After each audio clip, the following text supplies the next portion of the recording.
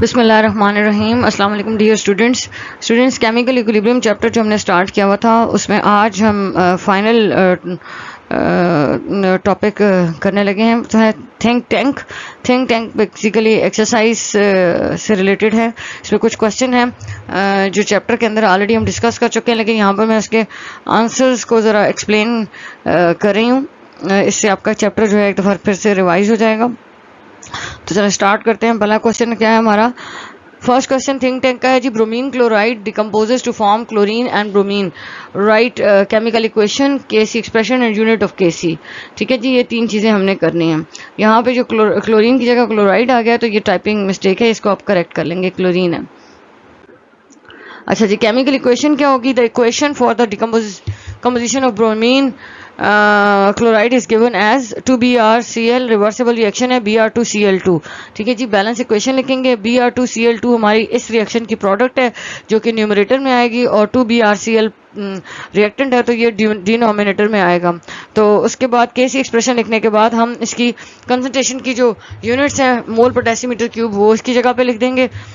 तो क्योंकि यहाँ पे सेकंड जो डिनोमिनेटर है उसमें स्क्वायर है और ऊपर हमारे पास दो वैल्यूज़ हैं मोल पर डेसीमीटर क्यूब की, तो ये कैंसिल आउट हो जाएगा। तो इस पर्टिकुलर रिएक्शन के लिए हमारे पास कोई यूनिट नहीं होगा। ठीक है, चैप्टर के अंदर भी हमने पढ़ा था कि हर रिवर्सिबल रिएक्शन का ज़रूरी नहीं है कि केसी यूनिट हो, तो डिपेंड करता है कि रिएक्शन कैसा है, उस हिसाब से उसका यूनिट होता है या फिर नहीं होता। तो सेकंड क्वेश्चन है KC expression for reaction is given below. KC 2n square और N2O4, ये इसकी केसी यूनिट एक्सप्रेशन है, इक्विलिब्रियम कांस्टेंट एक्सप्रेशन है। इसमें हमने रिएक्टेंट प्रोडक्ट को चूज करना है। Derive the units of K for this reaction equilibrium constant. जी, इक्वेशन सबसे पहले होनी चाहिए, केमिकल इक्वेशन है N2O4 है। According to that KC expression, और यहाँ पर भी मैंने लिखा हुआ है। ठीक है जी, केसी उसके हिसाब से जो रिएक्शन, जो केसी एक्सप्रेशन है उसके हिसाब से इक्वेशन N2O4 रिएक्टेंट होगा और 2NO2 प्रोडक्ट होगी। ठीक है, अब इसी केसी एक्सप्रेशन में मोल पर डेसीमीटर क्यूब की यूनिट को पुट कर देंगे, और डिनोमिनेटर में क्योंकि हमारे पास एक दफ़ा मोल पर डेसीमीटर क्यूब आ रहा है और न्यूमरेटर में दो दफ़ा आ रहा है, कैंसिल होगा, तो हमारे पास केसी का यूनिट आ जाएगा मोल पर डेसीमीटर क्यूब। बहुत ही सिंपल क्वेश्चन है। थर्ड क्वेश्चन देखते हैं जी। ये क्वेश्चन थोड़ा सा इसका आंसर लेंथी होगा। क्वेश्चन क्या है? For which of the following reactions are both reactant and product likely to be found when the reaction appears to be complete explain. कहते हैं कि इन दोनों, ये नीचे जो फर्स्ट जिसमें कार्बन डाइऑक्साइड की फॉर्मेशन हो रही है, सेकंड जिसमें डिकम्पोजिशन हो रही है हाइड्रोजन फ्लोराइड की, इन दोनों रिएक्शन में से वो कह रहे हैं वो कौन सा रिएक्शन है जिसमें के कंप्लीट होने पे आपके पास तमाम रिएक्टेंट और प्रोडक्ट सब मौजूद होते हैं। तो वन बाय वन हम देखेंगे कि इन दोनों में से कौन सा रिएक्शन है। तो पहले हम कार्बन प्लस ऑक्सीजन यानी कार्बन डाइऑक्साइड की जो फॉर्मेशन वाला रिएक्शन है, ये पहला इसको देखेंगे कि ये क्या है। C+O2, कार्बन और ऑक्सीजन रिएक्ट करेंगे, कार्बन डाइऑक्साइड गैस बनेगी। इन दिस रिएक्शन क्या हो रहा है जी? इस रिएक्शन में कार्बन और ऑक्सीजन रिएक्ट कर रहे हैं, कार्बन डाइऑक्साइड बन रही है। जितनी कार्बन और ऑक्सीजन कंज्यूम होती जाएगी, या यूं कहना चाहिए कि कार्बन और ऑक्सीजन जब कंप्लीटली कंज्यूम हो जाएंगे तो सारे का सारा ये दोनों आपस में रिएक्ट करके तो कार्बन डाइऑक्साइड बना लेंगे, तो रिएक्शन कंप्लीट हो जाएगा। अब जरा देखते हैं कि डिटेल में क्या लिखा हुआ है। In this reaction carbon react with oxygen to form carbon dioxide. This reaction is irreversible reaction because it takes place in one direction only.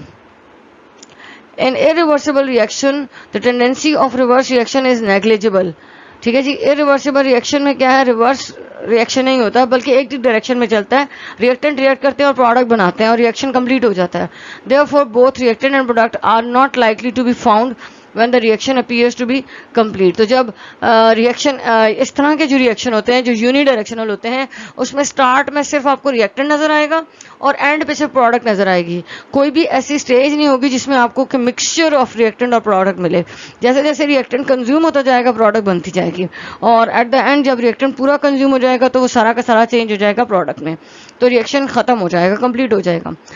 जबकि रिवर्सिबल रिएक्शन, और इस तरह ये इरिवर्सिबल रिएक्शंस कंप्लीट होते हैं एंड इनका इन्हीं का होता है। जबकि ये जो रिवर्सिबल रिएक्शन है इसमें आपके पास एक स्टेज आती है जैसे इक्विलिब्रियम स्टेट कहते हैं, और इक्विलिब्रियम स्टेट पे आपके पास रिएक्टेंट भी मौजूद होता है और प्रोडक्ट भी मौजूद होती है, और बज़ाहिर रिएक्शन लगता है कि वो रुक गया है और कंप्लीट हो चुका है।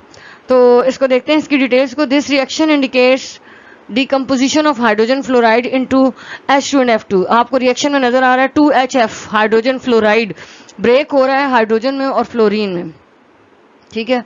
In this reaction forward as well as reverse reaction occurs to a measurable extent. Reversible reaction और फॉरवर्ड रिएक्शन दोनों इक्वल उसमें रेट से जो है वो इसमें कंप्लीट हो रहे हैं, या यूं कहना चाहिए कि रिएक्शन जो है फॉरवर्ड डायरेक्शन में जितना जा रहा है उतना ही रिवर्स रिएक्शन में जाएगा। तो फॉरवर्ड रिएक्शन में क्या होगा, HF कंबाइन हो गए H2 और F2, HF ब्रेक होके डिकम्पोज होके यानी हाइड्रोजन फ्लोराइड ब्रेक होके हाइड्रोजन और फ्लोरीन में चेंज हो जाएगा, और रिवर्स रिएक्शन में हाइड्रोजन फ्लोराइड कंबाइन होके दोबारा से हाइड्रोजन फ्लोराइड बना देगा। नेक्स्ट देखते हैं कि क्या है।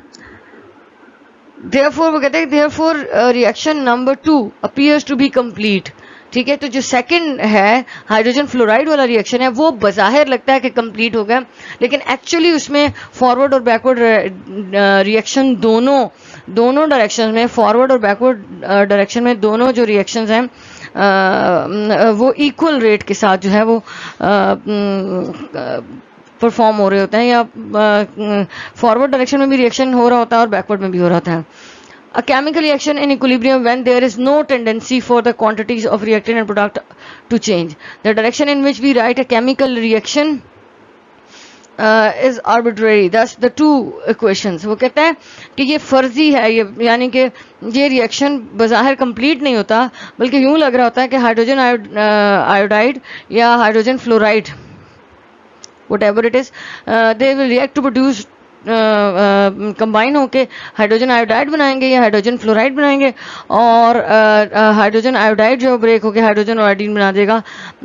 तो जो पहला वाला पोर्शन है वो सिंथेसिस ऑफ हाइड्रोजन आयोडाइड कहलाएगा, और जो सेकंड पार्ट है वो डिसोसिएशन यानी ब्रेकेज या डिकम्पोजिशन कह लें ऑफ हाइड्रोजन आयोडाइड जो है वो कहलाएगा। Hydrogen iodide represents the same chemical reaction system in which the roles of the components are reversed and both yield the same mixture of components when the change is completed. अच्छा जी, ये दोनों reaction जो हैं वो equal rate के साथ forward और backward direction में जाएंगे। यहाँ पर एक मिस्टेक है कि बैक साइड पे जब मैंने क्वेश्चन पिछली स्लाइड पे आपको बताई है तो वो उसमें फ्लोरीन यूज़ हुआ है, जबकि यहाँ पे टाइपिंग मिस्टेक है इधर। इस वक्त ये जो डिसोसिएशन और सिंथेसिस बताई हुई है यहाँ पे आयोडीन यूज़ कर लिया गया है, but it doesn't affect your concept कि बेसिकली यहाँ पे बताना मकसद यही था कि सिंथेसिस में क्या होता है। सिंथेसिस में रिएक्टेंट कंबाइन होते हैं और प्रोडक्ट बनती है, और डिसोसिएशन में क्या होता है, वही प्रोडक्ट जो है वो ब्रेक होके अपने रिएक्टेंट्स में चेंज हो जाती हैं। अच्छा, नेक्स्ट क्वेश्चन है सिंपल। अक्सर प्रैक्टिकल जो लैब्स हैं उसके अंदर ये हम काम करते हैं। कोबाल्ट क्लोराइड पेपर आपने देखा होगा लैब के अंदर, और उसका सॉल्ट भी है। Cobalt chloride forms pink crystals COCl36H2O when they are heated water is evolved and they turn blue। कह रहे हैं कि कोबाल्ट क्लोराइड जो पिंक कलर का है वो बेसिकली हाइड्रेटेड होता है, यानी उसके साथ वाटर मॉलिक्यूल, जैसे यहाँ पे 6H2O है तो ये 6 वाटर मॉलिक्यूल्स क्या उसका कलर क्या कर देते हैं, पिंक कर देते हैं। और अगर हम इसको हीट करें तो ये वाटर मॉलिक्यूल हट जाएंगे तो ये एनहाइड्रस हो जाएगा, यानी इसमें से वाटर रिमूव हो गया तो ये ब्लू कलर में चेंज हो जाएगा। Can you use cobalt chloride as a test for water argue? Yes, किसी जगह पे अगर हमने मॉइस्चर को चेक करना है या प्रेजेंस ऑफ वाटर को चेक करना है तो हम कोबाल्ट क्लोराइड पेपर यूज कर लेते हैं, और वैसे नॉर्मली जो है वो ब्लू कलर का होता है, लेकिन अगर किसी जगह पे मॉइस्चर हो तो कोबाल्ट क्लोराइड कलर जो है वो कोबाल्ट क्लोराइड पेपर का कलर या सॉल्ट का कलर पिंक हो जाएगा। कोबाल्ट क्लोराइड यहाँ पर हीट का साइन होना चाहिए था। ये हाइड्रस है, इसमें वाटर मॉलिक्यूल अटैच हैं, जबकि ये हीटिंग के बाद एनहाइड्रस COCl3 कोबाल्ट क्लोराइड और वाटर मॉलिक्यूल रिमूव हो गए हैं तो ये ब्लू कलर का होगा। अब देखते हैं आंसर में। कोबाल्ट क्लोराइड टेस्ट पेपर या cobalt chloride paper turns pink when it is exposed to water और मॉइस्चर। अभी मैंने आपको बताया कोबाल्ट क्लोराइड पेपर जो है वो ब्लू कलर का होता है नॉर्मली, जहाँ पर मॉइस्चर नहीं होता, या यूं कह दें कि जो एनहाइड्रस होता है, और जब वो किसी मॉइस्चर या पानी वाली जगह पे होता है या ऐसी जगह पे या हाथ पे पकड़ लेते हैं और हाथ के मॉइस्चर से या एनवायरनमेंट एयर के मॉइस्चर से वो ब्लू कोबाल्ट क्लोराइड का सॉल्ट या पेपर जो भी अवेलेबल होगा वो पिंक में चेंज हो जाएगा, क्योंकि वो हाइड्रस हो जाएगा, 6 वाटर मॉलिक्यूल्स उसके अंदर अटैच हो जाएंगे उसके मॉलिक्यूल के साथ। The blue form is cobaltous chloride dihydrate, जो ब्लू फॉर्म है उसमें वाटर मॉलिक्यूल अटैच नहीं है, जबकि the pink form is cobaltous chloride hexahydrated, इसमें 6 वाटर मॉलिक्यूल्स हैं जिसकी वजह से इसका कलर पिंक होता है। एक्सप्लेनेशन इसकी क्या है जी? एनहाइड्रस, एनहाइड्रस का मतलब है ऐसा कोबाल्ट क्लोराइड पेपर जिसके अंदर वाटर नहीं है, ठीक है जी। Cobalt chloride paper is blue as it is in the presence of water और any sort of moisture it start to turn pink.